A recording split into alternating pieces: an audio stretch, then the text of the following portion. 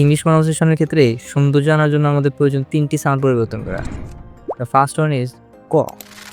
ক সাধারণত ইংলিশ লেটারে ৩ বার আসে, কে, কিউ আর সি।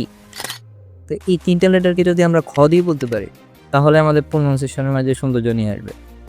আমরা সি দিয়ে যদি 3টা ওয়ার্ড বলি, নর্মালি যেটা ওইটা যদি বলি ক্যাট, ক্যামেরা, কার, আর যদি আমরা এটাকে খ দিয়ে বলি তাহলে হয় খ্যাট, খার, camera. As example, the cat is sleeping on the table. Then কে দিয়ে যদি আমরা 3টা নর্মালি ওয়ার্ড বলি তাহলে আসে কি, কিং। যদি আমরা এগুলোকে খ দিয়ে বলি তাহলে হয় কিং or কি।